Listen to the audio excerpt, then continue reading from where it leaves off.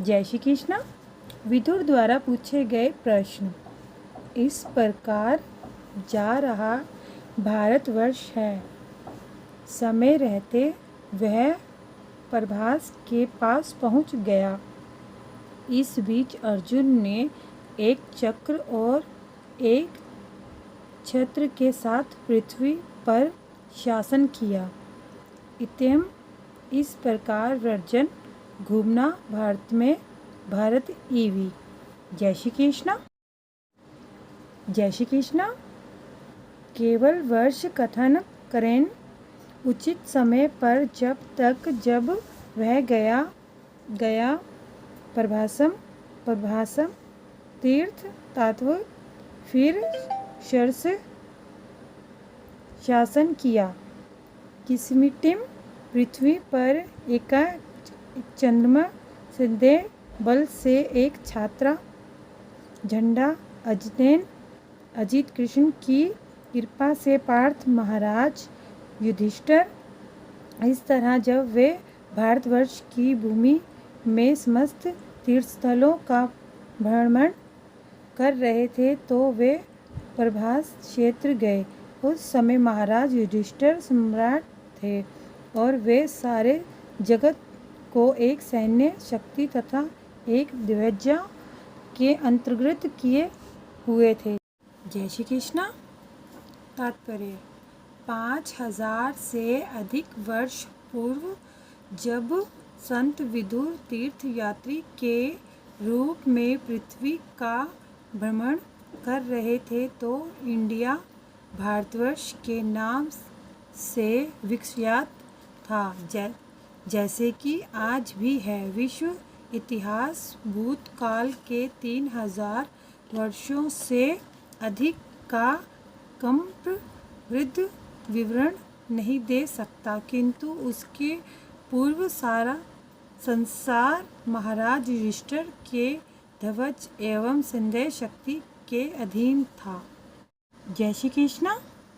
और वे संसार के सम्राट चक्रवर्ती राजा थे। आज के समय में संयुक्त राष्ट्र में सैकड़ों हजारों ध्वज फहराते हैं, किंतु विदुर के समय भगवान कृष्ण अर्थात अजित की कृपा से केवल एक ध्वज था। संसार के सारे राष्ट्र पुण्य एक ध्वज के नीचे एक सत्ता के लिए अत्यंत उत्सुक हैं, किंतु इसके लिए उन्हें भगवान कृष्ण की कृपा प्राप्त करनी होगी, क्योंकि केवल वे ही एक विश्वव्यापी राष्ट्र बनाने में सहायक बन सकते हैं। जय श्री कृष्ण।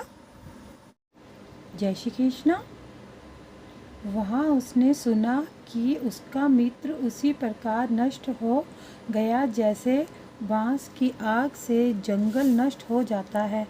उन्हें प्रतिस्पर्धा से जल जाने का अफसोस हुआ। सरस्वती को चुपचाप पुरस्कृत किया गया। वहाँ फिर बाद में उसने सुन मित्र प्रियजन वनिष्ठ मित्र वन उदाहरण के लिए रास्ता वेणुजा वाहित बांस के कारण लगी आग स्वयं एक दूसरे से घर्षण संस्पर्ध उग्र वासना से दग्ध धाम जला हुआ। जय श्री कृष्ण। जय श्री कृष्ण। विदुर द्वारा पूछे गए प्रश्न। घटित अथय इस प्रकार अनुशोचन सोचना सरस्वती नदी को सीधा पश्चिम की ओर ये गया। तृष्णम चुप रहना। प्रभास तीर्थ स्थान में उन्हें पता चला कि उनके सारे संबंधी उग्र आवेश के कारण उसी तरह मारे जा चुके हैं जिस तरह बांधों के धरने से उत्पन्न अग्नि सारे जंगल को जला देती है। इसके बाद वे पश्चिम की ओर बढ़ते गए जहाँ सरस्वती नदी बहती है। जय श्री कृष्ण। जय श्री कृष्ण। तात्पर्य कौरव तथा यादवर्ण दोनों ही विदुर के संबंधी थे। विदुर ने बधुनधाती युद्ध के फलस्वरूप उनके सर्वनाश का समाचार सुना। जंगली बांसों के धरने की तुलना आवेशपूर्ण विश्वद मानव समाज से करना उपयुक्त है। संपूर्ण संसार की तुलना जंगल से की गई है। जंगल में धैर्य के कारण किसी भी क्षण आग भड़क सकती है। जय श्री कृष्ण।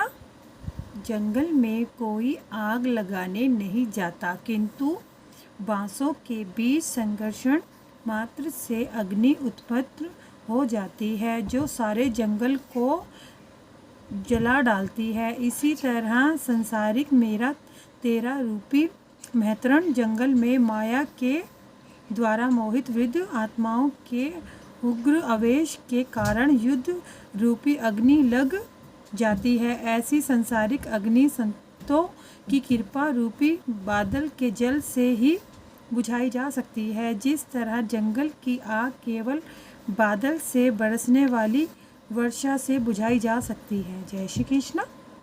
जय श्री कृष्ण। उस गर्भ से मित्र उषाना मनु पुत्र अग्नि और असित का जन्म हुआ। सुदास का तीर्थ गौओं की गुफा है। श्रद्धा देव ने जो कुछ भी किया उन्होंने आशीर्वाद दिया।